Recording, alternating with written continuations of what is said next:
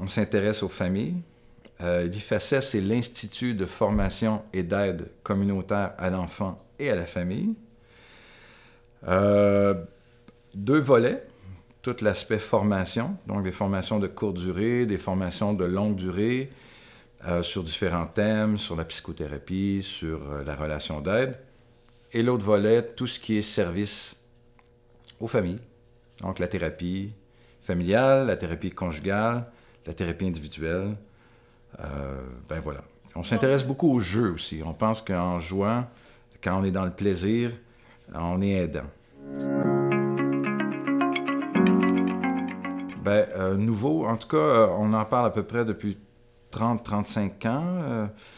L'aliénation parentale, c'est quelque chose de très important qui se vit parfois dans les familles, auprès des enfants, qui peut devenir très dramatique même pour l'enfant. Donc, ce que c'est, suite à la séparation, c'est une forme de campagne de salissage, une forme de campagne de dénigrement qui se fait d'un parent vis-à-vis l'autre. Parfois les deux, un vis-à-vis l'autre aussi. Et l'objectif, c'est effectivement pour un des 2 parents de s'assurer que l'autre parent va tranquillement, pas trop vite, s'éloigner de l'enfant. Et la résultante peut être effectivement qu'il y a une rupture complète du lien, qu'il y a un X de mis sur la relation et que l'enfant décide de choisir, on va y revenir, mais décide de choisir d'éliminer un de ses 2 parents dans sa vie.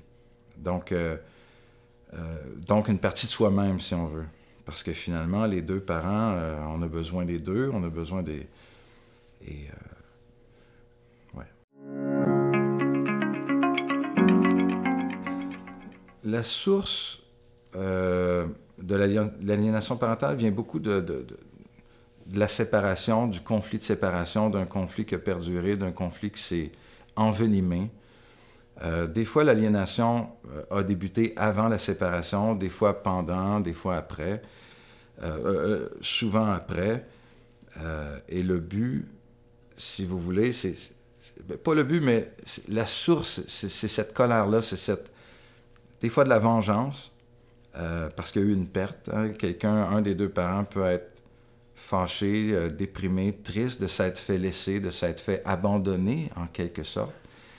Et l'espèce de vide affectif que peut provoquer la rupture peut amener ce parent-là à vouloir se rapprocher et devoir se rapprocher beaucoup de son enfant, quitte à le garder sur lui. Ça devient même parfois inconcevable que l'enfant aille 7 jours chez l'autre parent, parce que ça devient une question existentielle chez ce parent-là. C'est sa raison de vivre, d'où l'intensité de ce qui se passe dans le dénigrement de l'autre. Donc, tout faire pour que l'enfant se retire de l'autre et se rapproche de moi, pour me remplir, si vous voulez. Il va être pris. C'est ce qu'on appelle le conflit de loyauté. C'est-à-dire qu'il va être coincé entre papa et maman. Lui ne veut pas faire de choix. Lui ne veut pas avoir à choisir un des 2. Il aime les 2, il aime papa, il aime maman. Il veut se faire aimer des 2 parents, mais il est un peu coincé entre les 2 parce qu'il se dit, ben, je sens maman qui est fragile, je sens papa qui est en colère, alors qu'est-ce qu'il voudrait entendre de ma part? Qu'est-ce qu'il voudrait que je lui dise pour m'assurer qu'il m'aime encore, pour m'assurer que le lien que je vais avoir avec lui va être inconditionnel? C'est ça qui devient très souffrant pour l'enfant. Plus l'aliénation devient sévère, plus le conflit de loyauté, l'enfant est vraiment tiraillé entre les 2.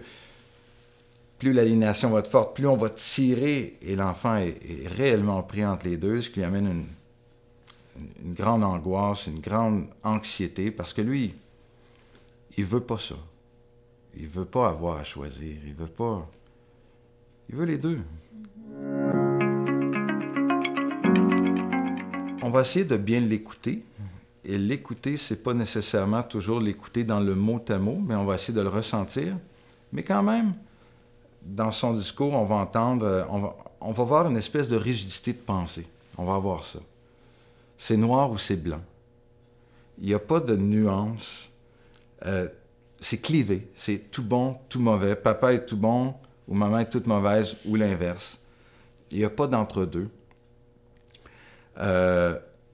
On va sentir une froideur aussi chez eux parce que dans leur façon d'exprimer leur choix, il n'y aura pas d'ambivalence. Hein? Il n'y aura pas de gratification. Ça va être même difficile de trouver. On va demander à l'enfant, qu'est-ce que tu as comme bon souvenir avec papa, avec maman? Puis vis-à-vis du parent aliéné, il n'y aura même pas ça. Il n'y aura même pas il n'y a rien. Non, c'est pas bon. Non, il n'y avait rien, c'était plate. Ça peut être aussi les raisons qu'ils vont donner pour dire qu'ils ont choisi un des deux. Ça devient absurde, ça devient frivole, parce que finalement, la raison qu'ils vont donner n'est d'aucune commune mesure avec le fait de choisir un parent ou l'autre. Par exemple? Je suis allé à la ronde avec mon père, et il sait que dans tel ou tel manège, si on s'assoit sur le côté, on se fait écraser.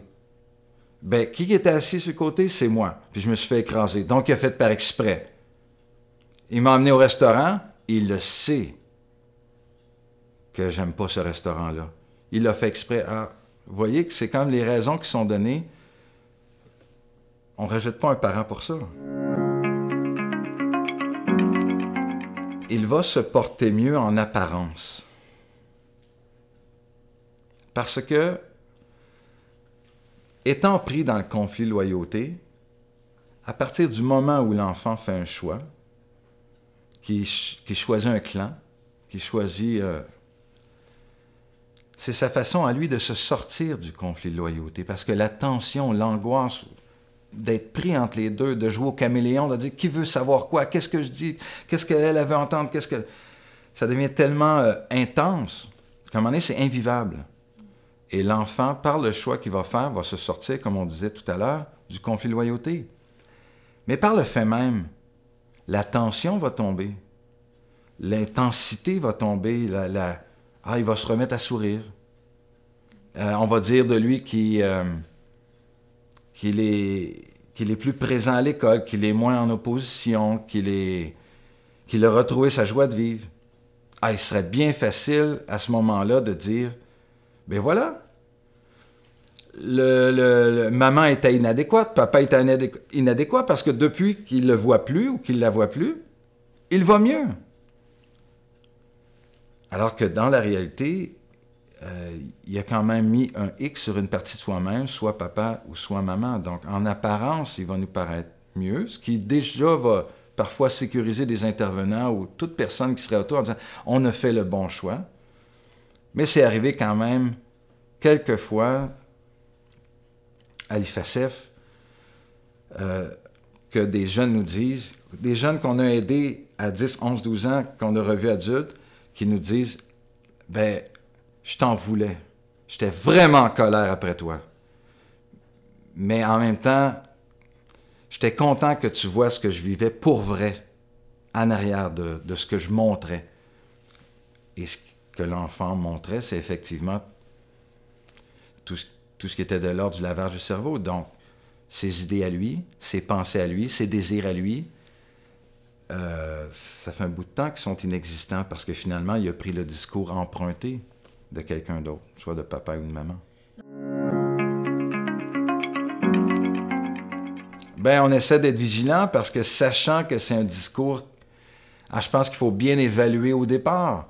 Les enfants, il faut les écouter, mais je pense qu'il ne faut pas les écouter seulement dans les mots. Il faut aller dans les émotions, il faut ressentir un petit peu, essayer de se mettre dans sa peau, savoir ce qu'il vit.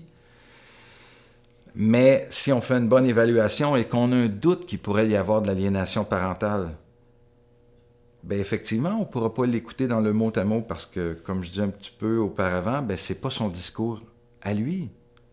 C'est un discours qui lui a été inculqué, c'est un discours qui lui a été donné, donc je crois qu'il faut être prudent.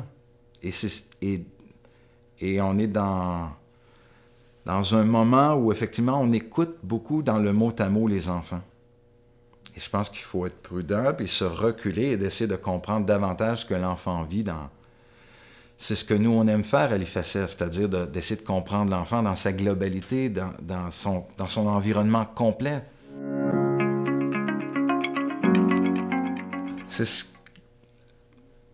Quand l'aliénation est trop sévère, ça va être difficile parce que finalement, quand on veut être aidant avec une famille où il y a de l'aliénation parentale, il faut savoir qu'à un moment donné, même nous, on va être impuissants comme intervenants parce que quand c'est trop sévère, il y a à peu près que la Cour qui peut faire un agir, amener une intervention. Et quand on est rendu dans quelque chose de carabiné, bien, il va falloir retirer l'enfant. Donc, il va y avoir un changement de garde. Donc, c'est surtout le légal qui va s'occuper de ça.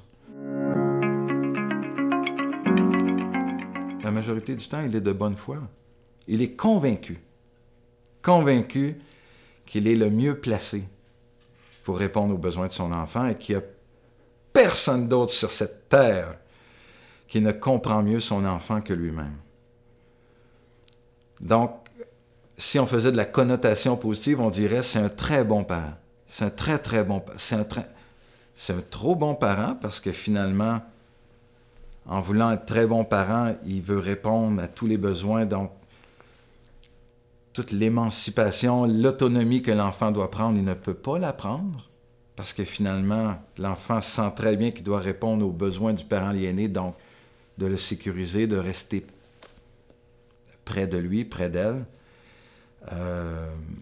Donc, c'est sûr que quand on parlait d'aide tantôt, la façon d'aider un enfant comme ça, c'est effectivement de lui trouver un milieu à lui, de lui trouver un milieu neutre où il va pouvoir s'exprimer et être certain que ce qu'il va dire ne sera pas jugé, ne sera pas interprété, qu'il n'y aura pas d'enjeu pour lui. C'est un peu votre rôle à l'IFACEF de l'aider à... De lui offrir ce lieu-là, on va faire de la thérapie, par exemple, par le psychodrame, par le jeu de rôle. Mais ça va être quand même important pour nous d'impliquer à un moment donné le parent aliéné, parce que s'il y a eu une coupure de contact pendant un trop long bout de temps, il va avoir quelque chose à retrouver dans la relation, il va avoir quelque chose à retrouver dans le lien. Des fois, on parle de reconstruction de lien, des fois, on parle de retrouver le lien. Mais en tout cas, on va passer par le jeu encore et on va jouer des scénettes, on va jouer où effectivement ces deux individus-là dans la famille, l'enfant et le parent aliéné, vont rentrer en contact dans le plaisir et ça marche assez bien. Vous les amenez à se rapprocher quelque part? Oui, malgré la grande résistance que les enfants, je me souviens d'un enfant, ça faisait 4 ans quand même, qui n'avait pas vu, la fille n'avait pas vu son père et c'était assez impressionnant de l'avoir regardé, son père, de haut, comme si c'était un petit déchet, tu sais, Ce qui est intéressant, par contre, c'est qu'on se rend compte, des fois, les enfants vont se retenir, tu sais, il va y avoir un moment de complicité, un retour d'un souvenir, il y a un sourire qui va ressortir, et là, on va dire « Ah, OK. Ce qui a été donné dans la petite enfance comme soin, ce qui s'est passé comme investissement de ce parent-là vis-à-vis l'enfant est encore là. » Donc, le lien est on ne le voit plus, on le voyait plus, mais quand même, après quelques rencontres, plusieurs rencontres, on se rend compte que souvent on a du succès, puis que... Mais ça arrive aussi des fois qu'on n'en a pas. Ce que vous dites, c'est qu'avec un travail approfondi de thérapie, d'accompagnement, on peut arriver à récupérer une relation qui semble... Ben oui, certain. Avec le parent aliénant, c'est plus difficile. Des fois, ce qu'on souhaite, c'est que le choc, qu'il y ait un changement de garde, soit suffisant pour que le parent accepte de regarder ses propres souffrances, accepte de regarder ses propres difficultés. En d'autres mots, d'être bien capable de reconnaître quels sont ses besoins à lui et quels sont les besoins de l'enfant. D'essayer de différencier ça pour qu'eux peuvent se différencier et que le parent soit capable de dire « Mon enfant pense différemment de moi, il a des désirs différents de moi, et c'est correct. » On n'est pas obligé d'être pareil pour avoir l'impression que je suis un bon parent. Alors, ça demande de la thérapie individuelle. Des fois, on réussit à les atteindre, mais souvent, c'est plus difficile de les atteindre parce que dans leur personnalité, On dit que parfois, ils ont des personnalités obsessionnelles. Donc, ça devient extrêmement rigide et il faut savoir aussi que leur souffrance est très grande. Donc, d'aller jouer dans leur souffrance,